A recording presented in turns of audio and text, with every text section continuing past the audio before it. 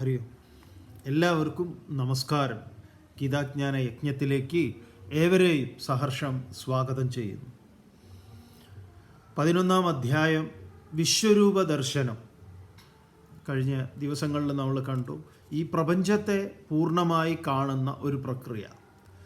ഏതെങ്കിലും ഒരു പ്രത്യേക ഏതെങ്കിലും ഒരു പ്രത്യേക സ്ഥലത്ത് ആകാശത്തിലൊരു പ്രത്യേക രൂപം അർജുനൻ കണ്ടു എന്നുള്ളതിനപ്പുറത്തേക്ക് ഈ വിശ്വത്തെ നമ്മൾ പൂർണ്ണമായി കാണുന്നുണ്ടോ എന്നുള്ളതാണ്. അതിൻ്റെ സദ്ഭാവത്തെയും അസദ്ഭാവത്തെയും അതിൻ്റെ എല്ലാ വിപരീതങ്ങളുണ്ടല്ലോ, ദീർഘവും ഹ്രസ്വവും ഉയർച്ചയും താഴ്ചയും എല്ലാം തന്നെ, ശബ്ദകോലാഹലങ്ങളും ശബ്ദമില്ലായ്മയും ഇതെല്ലാം തന്നെ അർജുനൻ പറയുന്നുണ്ട്. മുന്നും പിന്നും ഇതെല്ലാം സമന്വയിക്കുന്നു എന്ന് പറയാം. അതാണ് ആ സൗന്ദര്യത്തിൻ്റെ ഏറ്റവും വലിയ ഒരു മനോഹാരിത എന്ന് പറയുന്നത്. ഒന്നിനെയും മാറ്റി നിർത്തുന്നില്ല.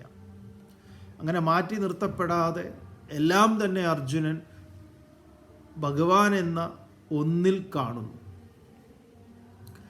അപ്പം ഏതിൽ നിന്നെങ്കിലും ഭഗവാൻ എന്നത് മാറി നിൽക്കുന്നുണ്ടോ എന്ന് ചോദിച്ചാൽ അങ്ങനെ മാറി നിൽക്കുന്നില്ല, ഭാഗികമല്ല.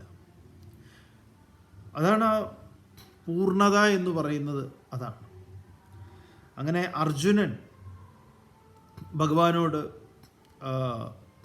വീണ്ടും ആവശ്യപ്പെടുകയാണ്, അല്ലെങ്കിൽ ഒരു ചോദ്യം ചോദിക്കുക. തുടർന്ന് ഭഗവാൻ ഉത്തരം പറയുന്നുണ്ട്.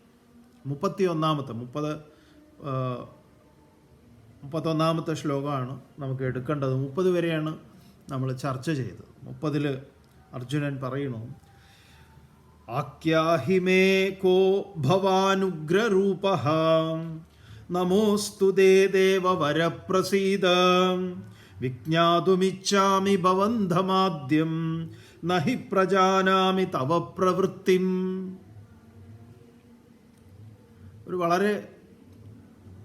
ഒരു പ്രധാനപ്പെട്ട ഒരു നിരീക്ഷണവും ആ നിരീക്ഷണത്തെ അർജുനൻ ഭഗവാന്റെ മുന്നിൽ സമർപ്പിക്കുകയാണ്. നല്ലൊരു രീതി, നല്ലതാണ്. കാരണം നമുക്കും ഇങ്ങനെയൊരു ചോദ്യം സ്വയമേവ ഉണ്ടാവണം, അതൊരിടത്ത് സമർപ്പിക്കപ്പെടണം. എങ്കിലും ഉത്തരം നമുക്ക് കൃത്യമായിട്ട് കിട്ടും. എന്തൊക്കെ ഉത്തരമാണ് വരുന്നത്? എന്താണ് അർജുനൻ്റെ ചോദ്യം?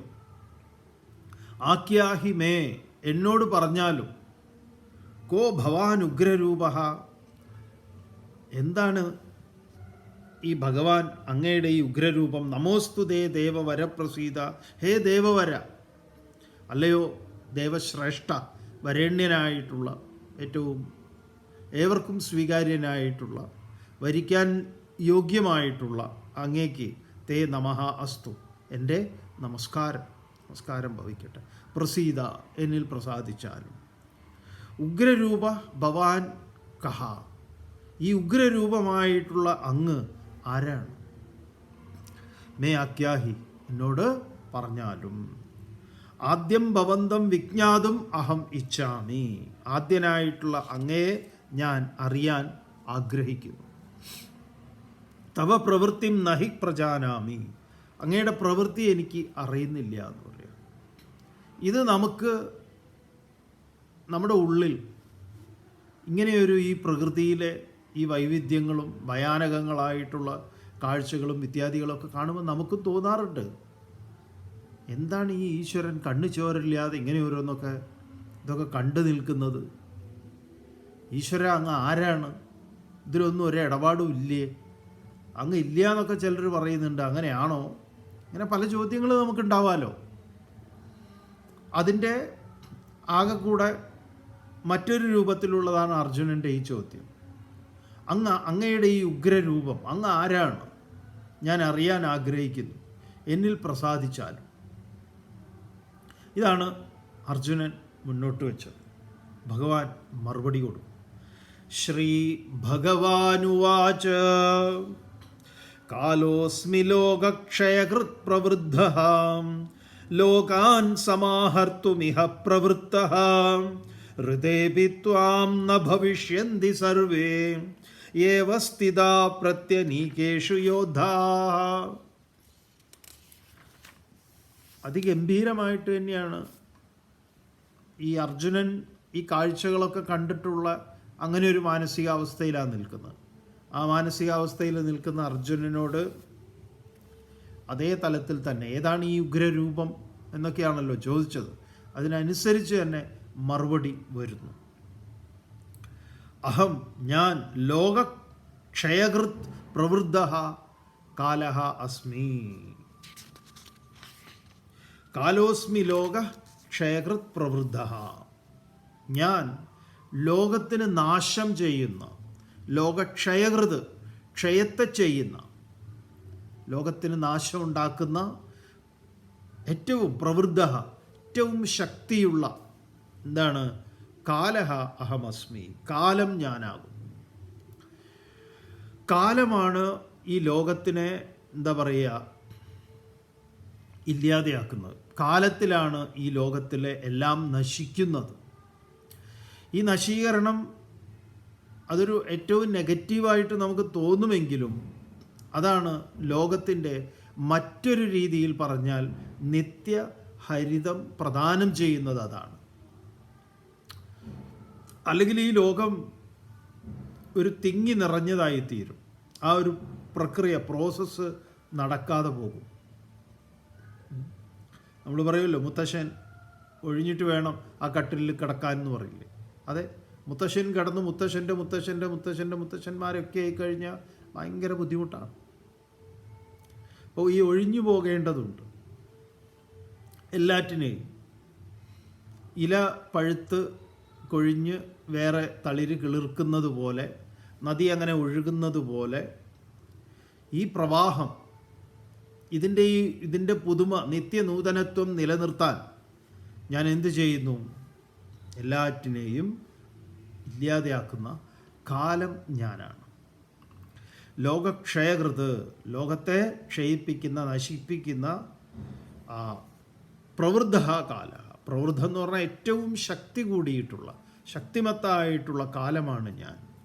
ലോകാൻ സമാഹർത്തും ലോകങ്ങളെ സമാഹർത്തും സംഹരിക്കാൻ ഇഹ പ്രവൃത്തം ഇവിടെ ഞാൻ പ്രവർത്തിച്ചു കൊണ്ടിരിക്കുന്നു. എൻ്റെ പരിപാടി അതാണ്. മൃത്യു എന്ന് പറയുന്നത് ഞാനാണ്.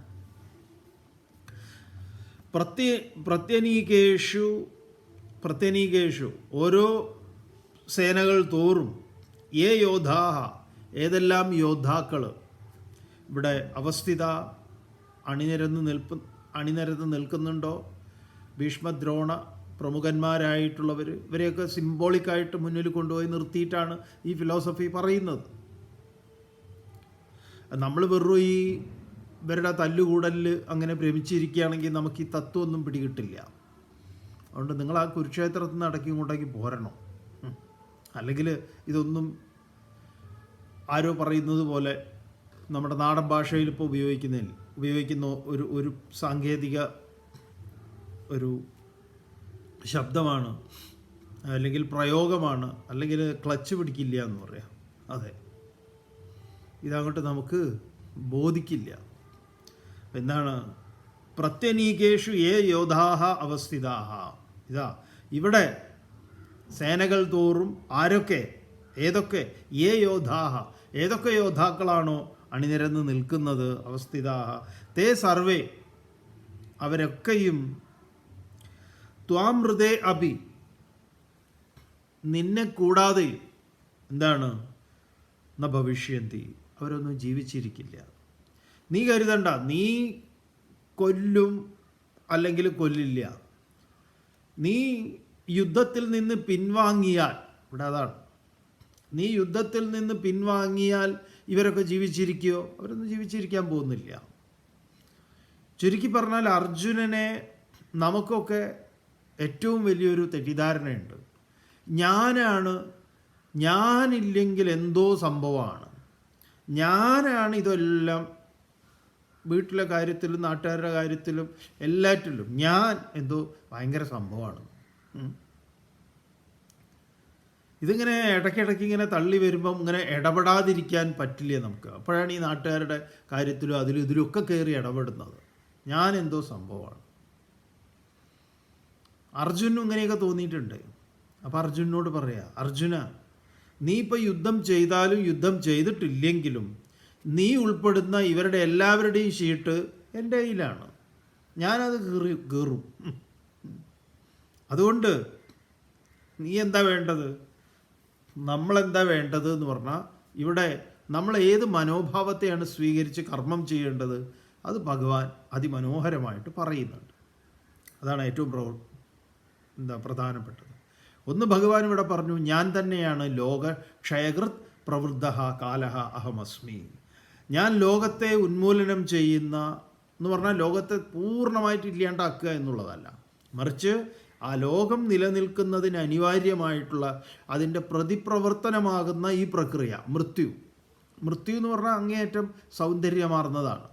നമ്മളെ സംബന്ധിച്ച് അത് വളരെ ഏറ്റവും മോശപ്പെട്ടതുപോലെ.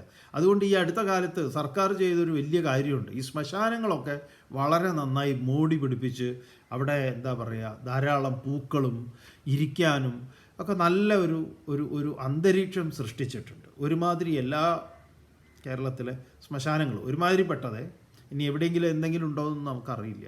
എന്നാലും പലതിനും നല്ല നല്ല പേരുകളൊക്കെ കൊടുത്തിട്ടുണ്ട്. കോഴിക്കോട്ടെ ശ്മശാനം ഈ അടുത്ത് കാണുകയുണ്ടായി വീഡിയോയിൽ. അവിടെ പോയിട്ടില്ല, പണ്ട് പോയിട്ടുണ്ട്. കോഴിക്കോട് കുറേ ശ്മശാനങ്ങളുണ്ട്.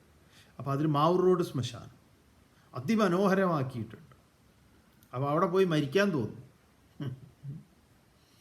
ഇവിടെ നമ്മുടെ ശാന്തികവാണ്, പേര് തന്നെ എന്ത് മനോഹരമാണ്. തിരുവനന്തപുരത്ത് ശാന്തികവ. ONV കുറുപ്പ് സാറാണ് അത് പേര് ഇട്ടിട്ടുള്ളത്. ONV കുറുപ്പ് സാറ് നല്ല കുറേ പേരുകൾ നമ്മുടെ ഈ നഗരത്തിലെ പലതിനും, മാനവീയം വീതി, അങ്ങനെയുള്ള പല പല നല്ല നല്ല ഈ കുറേ പേരുകളുണ്ട് സാറ് നൽകിയിട്ടുള്ളത് പല കാര്യങ്ങളിലും, അതുപോലെ തന്നെ പല സ്ഥലങ്ങൾക്കും. അപ്പോൾ പറഞ്ഞു വന്നത്, മൃത്യു ഈ പറഞ്ഞ പോലെ മൃത്യുവിൻ്റെ പണ്ടങ്ങനെയല്ല, ശ്മശാനത്തിൻ്റെ അടുത്തു കൂടെ പോകാൻ പേടിയാണ്, ശ്മശാനത്തിൻ്റെ ആ വഴിക്ക് പോകുന്നതേ പേടിയാണ്. അതുകൊണ്ട് ശ്മശാനം എപ്പോഴും ഒരു നമ്മുടെ കാഴ്ചയ്ക്ക് വിധേയമല്ലാത്ത, പെട്ടെന്നൊന്നും കാണാൻ പറ്റാത്ത ഏതെങ്കിലും ഒരു ഒതുങ്ങിയിടത്ത് കൊണ്ടുപോയി സ്ഥാപിക്കുക എന്നുള്ള ഒരു ചിന്ത നമുക്കുണ്ടായിരുന്നു.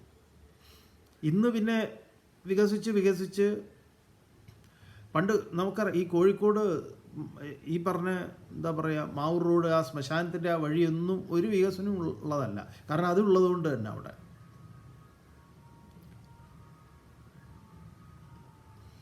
അപ്പം അതങ്ങനെയല്ലല്ലോ.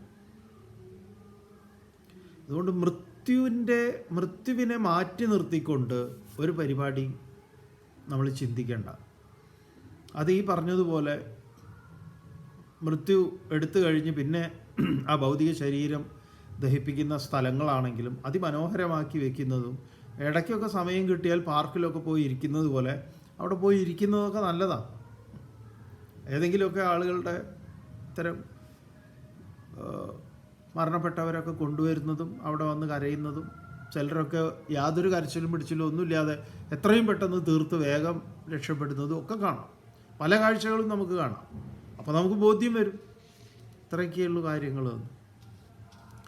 അപ്പം നമുക്കിത് നല്ല ഓർമ്മയും വരും, ഞാനാണ് ഈ പരിപാടി നടത്തുന്ന ആൾ എന്ന്. അപ്പം തുടർന്ന് ഭഗവാൻ പറയുകയാണ്, അതുകൊണ്ട് അർജുന, തസ്മാത്വമുത്തിഷ്ഠ യശോ ലഭസ്വ ജിത്വാ ശത്രൂൻ ഭുങ്ക്ഷ്വ രാജ്യം സമൃദ്ധം മയൈവേതേ നിഹിതാ പൂർവമേവ നിമിത്തമാത്രം ഭവ സവ്യസാജിൻ. നിമിത്തമാത്രം ഭവ സവ്യസാജിൻ. ഹേ അർജുന, നീ കേവലം ഒരു നിമിത്തം മാത്രമാണ്. ഭഗവാൻ പറയും എന്ത്? തസ്മാത്, അതുകൊണ്ട്. ഏതുകൊണ്ട്? ഇവരുടെയൊക്കെ ഷീട്ട് ഞാൻ കീറിയതാണ്, എല്ലാവരുടെയും ഷീട്ട് കീറുന്ന ആൾ ഞാനാണ് എന്ന് ഉള്ള സത്യം നിലനിൽക്കുന്നത് കൊണ്ട്, ഇതാണ് കാര്യം എന്നുള്ളത് കൊണ്ട് തന്നെ, തസ്മാത്, അതുകൊണ്ട്, ഉത്തിഷ്ഠ, തസ്മാത് ഉത്തിഷ്ഠ, അതുകൊണ്ട്, ത്വം, നീ, ഉത്തിഷ്ഠ, എഴുന്നേൽക്കൂ. ഇപ്പം നയോത്സ്യ ഇതി ഗോവിന്ദം ഉക്ത്വാ തൂഷ്ണീം ബഭൂവഹ. ഇപ്പം മൂപ്പര് ഞാൻ ഒന്നിനുമില്ല എന്ന് പറഞ്ഞ് തേർത്തട്ടിൽ അങ്ങോട്ട് ഇരിക്കുകയായിരുന്നു, ഇരുന്നിട്ടുള്ളതാണ്. ഞാൻ ഇനി ഒന്നും ചെയ്യുന്നില്ല. നമ്മളും ഇങ്ങനെയാണ്. ഞാൻ മതിയാക്കി, ഞാൻ എവിടെയും പോകുന്നില്ല, ഒന്നിനുമില്ല. എന്നിട്ടിപ്പോൾ എന്താ നിൻ്റെ ഭാവം? എന്ത്? പ്രത്യേകിച്ചൊന്നുമില്ല, ഞാനിങ്ങനെ ഇവിടെ ഇരിക്കും. അത് ശരി, അപ്പോൾ ഇവിടെ ഇരിക്കാനാണ് നിൻ്റെ പരിപാടി. അതെ, അതുകൊണ്ട് നിങ്ങനെ ഇരുന്നാൽ ശരിയാവില്ല. ഉത്തിഷ്ഠ. എന്നിട്ടോ ശത്രുൻ ജിത്വ, ശത്രുക്കളെ ജയിക്കും. ആരാണ് ഈ ശത്രുക്കൾ? നമ്മുടെ ഉള്ളിൽ തന്നെയാണ് ശത്രുക്കൾ, പുറത്തെവിടെയല്ല, ഉള്ളിൽ തന്നെയാണ് നമ്മുടെ ശത്രുക്കൾ. ആ ശത്രുൻ ജിത്വ, ശത്രുക്കളെ ജയിച്ചിട്ട് യശ ലഭസ്വ, യശസ്സിനെ വരിക്കും. ശത്രു ഇരിക്കുന്നിടത്തോളം യശസ്സിനെ വരിക്കാൻ സാധ്യമല്ല എന്ന് പറയാം. ആ ശത്രുക്കളെ എന്ത് വേണം? ഉന്മൂലനം ചെയ്യേണ്ടതുണ്ട്. എന്നിട്ടോ സമൃദ്ധം രാജ്യം ഭുങ്ക്ഷ്വ, ഈ ഐശ്വര്യപൂർണമായ രാജ്യത്തെ അനുഭവിക്കുക. രാജ്യത്തെ അനുഭവിക്കാൻ രാജാവാകണമെന്നില്ല ഏതൊരാൾക്കും. ഏതാണ് രാജ്യം? സ്വരാജ്യം എന്ന് പറയും, അവനവനാകുന്ന രാജ്യം. അതിൽ നിന്ന് സ്ഥാനഭ്രഷ്ടനാകുന്നുണ്ട്. എങ്ങനെയാത്? നമ്മൾ ഈ അധമ വികാര വിചാരങ്ങളുടെ കൂടെ പോകുമ്പോൾ അതിൽ നിന്ന് സ്ഥാനഭ്രഷ്ടനാവുക. അപ്പോൾ ആ സ്വരാജ്യത്തെ തിരിച്ചു പിടിക്കുക എന്ന് പറഞ്ഞാൽ എന്നെ ഞാൻ തിരിച്ചു പിടിക്കില്ല, അതിന് ഞാൻ യുദ്ധം ചെയ്യണം. ആരോട് ചെയ്യണം? അതിന് കാരണക്കാരായവരോട്. അതെന്തൊക്കെയാണ്? അധമ വികാര വിചാരങ്ങളാണ്. അപ്പോൾ ഇവിടെ സമൃദ്ധം രാജ്യം ഭുങ്ക്ഷ്വ, എനിക്കെൻ്റെ വീട്ടിൽ സ്വസ്ഥത കിട്ടുന്നില്ല, എനിക്കെൻ്റെ വീട് അനുഭവിക്കാൻ പറ്റുന്നില്ല. നമ്മൾ പലപ്പോഴും പറയുന്ന എനിക്കൊരു സ്വസ്ഥതയില്ല. എന്താ അതിന് കാരണം? നമ്മളാണ് കളഞ്ഞത്. സ്വസ്ഥത എന്നാണ് പറഞ്ഞത്. സ്വസ്ഥത എന്നുള്ള വാക്ക് തന്നെ എന്ത് മനോഹരാണെന്ന് പറയും. സ്വം സ്ഥീയതേ ഇതി സ്വസ്ഥ എന്നാണ്. ഞാൻ സ്വരൂപത്തിൽ ഇരിക്കുന്നതാണ് സ്വസ്ഥത. അസ്വസ്ഥത എന്ന് പറഞ്ഞാലോ ഞാൻ വേറെ ഒരു സ്ഥലത്ത് ഇരിക്കുന്നതാണ്. അപ്പം സ്വമ്മിൽ സ്ഥീയമാവണം. അതുകൊണ്ട് അങ്ങനെയാണെങ്കിലോ രാജ്യം എന്നല്ല എന്തും അനുഭവിക്കാം. അപ്പോൾ സമൃദ്ധം രാജ്യം ഭുങ്ക്ഷ്വ, സമൃദ്ധമായ ഈ രാജ്യത്തെ അനുഭവിക്കുക. ഹേ സവ്യസാചിൻ, അല്ലയോ അർജുന. സവ്യസാചി എന്ന് പറഞ്ഞാൽ ഇരു കൈകളിൽ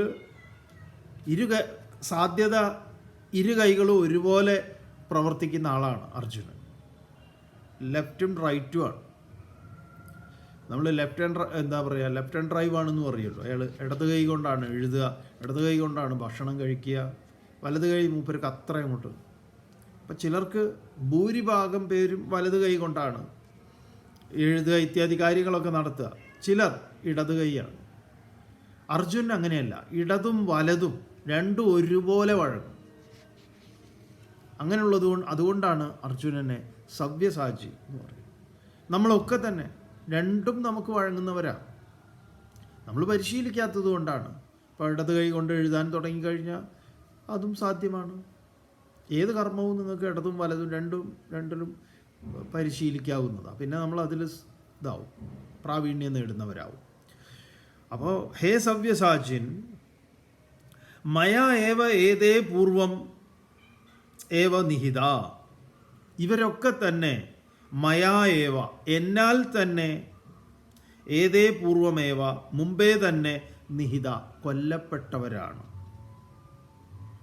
അപ്പോൾ ഇവരെല്ലാം എന്നാൽ കൊല്ലപ്പെട്ടവരാണ്. വളരെ വളരെ ശ്രദ്ധിച്ച് മനസ്സിലാക്കേണ്ടുന്ന ഒന്നാണ്. അപ്പോൾ ഇവരെല്ലാം എന്ന് പറഞ്ഞു കഴിഞ്ഞാൽ നമ്മൾ ഉൾപ്പെടുന്ന എല്ലാവരും തന്നെ നമ്മുടെയൊക്കെ ഡേറ്റ് കൃത്യമായിട്ട് ഇതിനൊരു വാറണ്ടി ഉണ്ട്. വാറണ്ടി എന്ന് പറഞ്ഞു കഴിഞ്ഞാൽ ഇതിനൊരു കാലാവധി ഉണ്ട്, ഒരു പീരീഡ് ഉണ്ട്.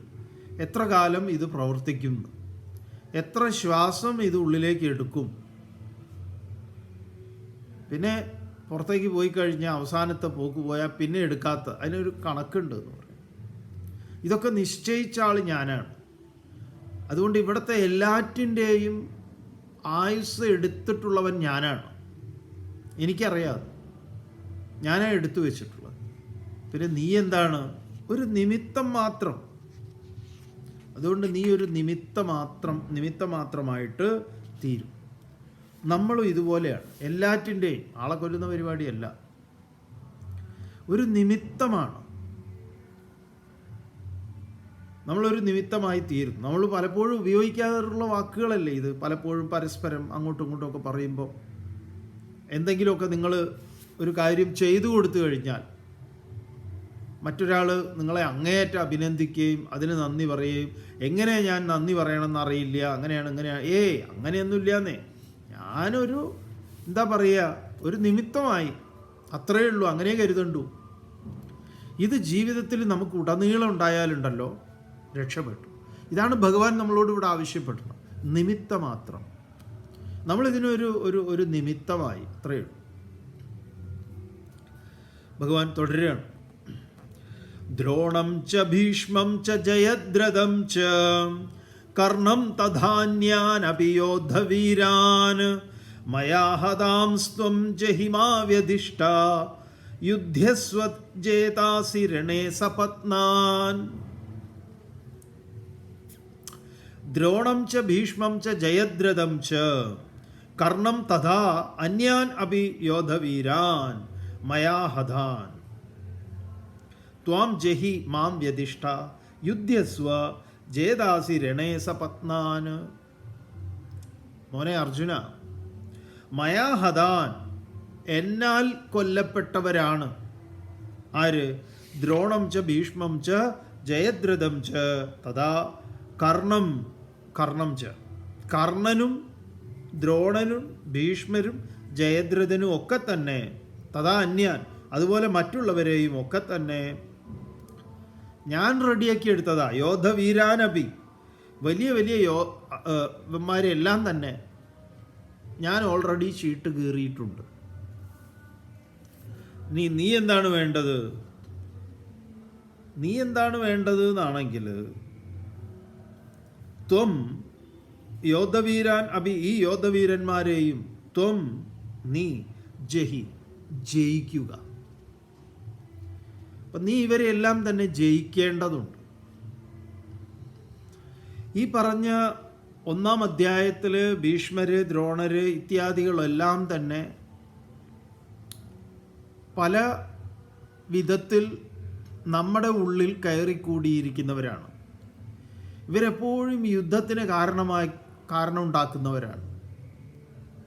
ഭയത്തിൻ്റെ പ്രതീകങ്ങൾ, ദ്വന്ദ്വത്തിൻ്റെ പ്രതീകങ്ങൾ, അസൂയയുടെയും ഈ മതമാത്സര്യാദി നെഗറ്റീവായിട്ടുള്ള ഒരുപാട് ഗുണങ്ങളുണ്ട്. ഇതെല്ലാം ദുർഗുണങ്ങളെന്ന് നമ്മൾ പറയും. ഇതെല്ലാം നമ്മുടെ ഉള്ളിൽ കയറിക്കൂടിയിട്ടുണ്ട്. ഇവരെയൊക്കെ ഭഗവാൻ പണ്ടേ എടുത്തിട്ടുള്ളതാണ്. ഇനി നമ്മളെന്ത് വേണം?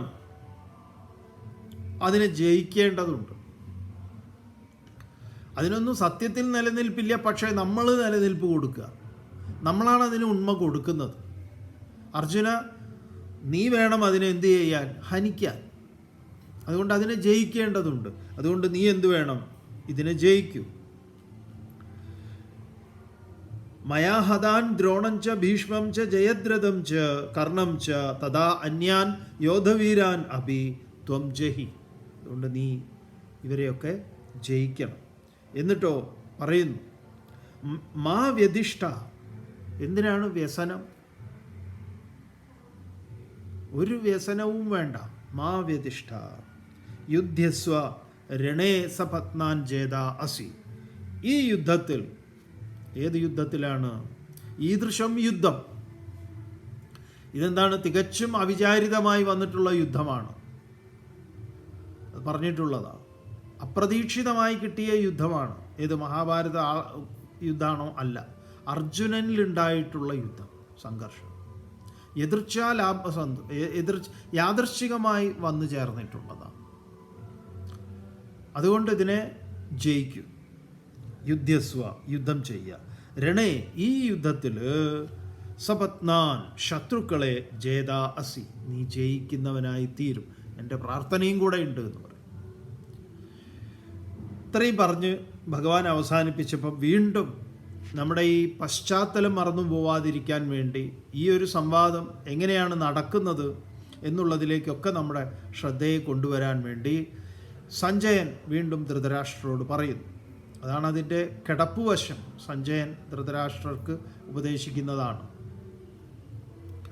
സഞ്ജയ ഉവാച ഏതത് ശ്രുത്വാ വചനം കേശവസ്യ കൃതാഞ്ജലിർവേപമാന കിരീടീ നമസ്കൃത്വാ ഭൂയ ഏവാഹ കൃഷ്ണം സഗദ്ഗദം ഭീത ഭീത പ്രണമ്യ. ഒക്കെ ആയിക്കഴിഞ്ഞപ്പോൾ അർജുനൻ്റെ അങ്ങേയറ്റത്തെ ഇമോഷൻസ് അതെല്ലാം സഞ്ജയനിലൂടെ ഇവിടെ വരച്ച് കാണിക്കുക. ഭയങ്കരമായിട്ട് ഇവിടെ അർജുനൻ പെരുമാറും. അർജുനൻ്റെ വികാര വിക്ഷോഭങ്ങളൊക്കെ വളരെ മനോഹരമായിട്ട് തന്നെ സഞ്ജയനിലൂടെ അവതരിപ്പിക്കുന്നുണ്ട്. ഏതത് ശ്രുത്വാ വചനം കേശവസ്യ ഏതത് വചനം ശ്രുത്വാ, ഭഗവാന്റെ കേശവൻ്റെ ഏതത് വചനം, ഈ വചനം കേട്ടിട്ട്, ഇങ്ങനെ പറഞ്ഞത് കേട്ടിട്ട്. കാരണം എന്താ, ഞാൻ ഇവരുടെയൊക്കെ കാര്യത്തിൽ ഞാനാണ് തീർപ്പുണ്ടാക്കിയത്, നീ ഒരു നിമിത്തം മാത്രമാണ്, അതുകൊണ്ട് വ്യസനം വേണ്ട. ഏതത് ശ്രുത്വ കേട്ടിട്ട് കിരീടി വേപമാനഹ, കിരീടി ഇവിടെ കിരീടി എന്ന് പറഞ്ഞാൽ അർജുനൻ, വേപമാനഹ ഭീതഭീത, വേപമാന വിറച്ചുകൊണ്ട്, ഭീതം ഭീത അങ്ങേയറ്റം ഭയപ്പാടുള്ളവനായിട്ട് കൃഷ്ണം ഭൂയ പ്രണമ്യ, കൃഷ്ണനെ വീണ്ടും വീണ്ടും നമസ്കരിച്ചു. പ്രണമ്യ നമസ്കൃത്വ, വീണ്ടും വീണ്ടും നമസ്കരിച്ച് കൃതാഞ്ജലി സ ഗദ്ഗദം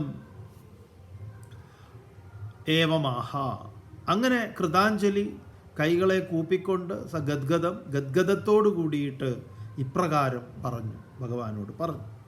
എന്താ പറയണത്? അത് അർജുനൻ പറയുന്നതായിട്ട് തന്നെ ഗീതയിൽ അവതരിപ്പിക്കുകയാണ്.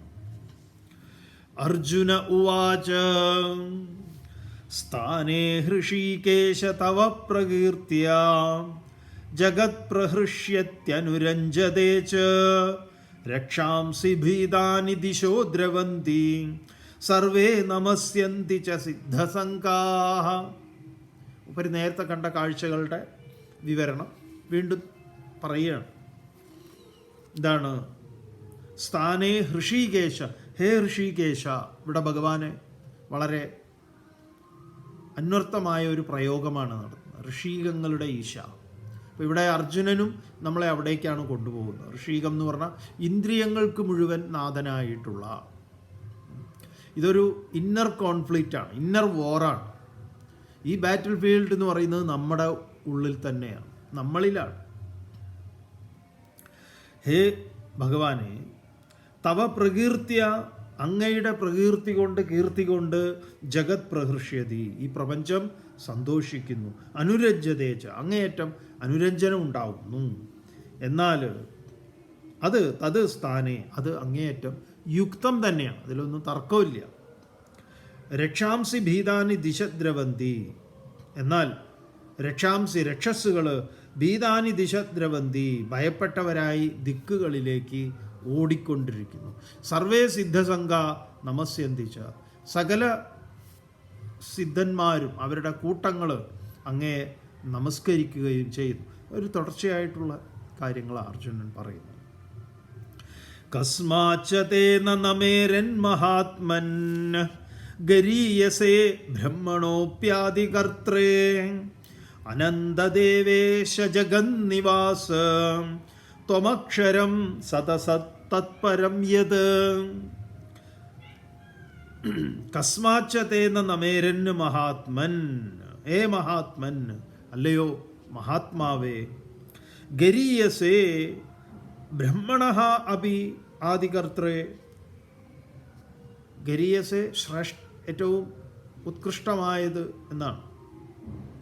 അങ്ങനെയുള്ള ബ്രഹ്മണഃ, ബ്രഹ്മാവിന് പോലും ആദികർത്രേ തേ, ബ്രഹ്മാവിനും ആദികർത്താവായിട്ടുള്ള, ബ്രഹ്മാവിനെ സൃഷ്ടിച്ച ആൾ, അങ്ങനെയായിട്ടുള്ള തേ അങ്ങേക്ക് ഞാൻ, തേ കസ്മാത് ന നമേരന്, എങ്ങനെയാണ് ഞാൻ നമസ്കരിക്കാതിരിക്കുന്നത്? ഇപ്പം മൂപ്പർക്ക് കുറേ കുറ്റബോധങ്ങളൊക്കെയാണ്.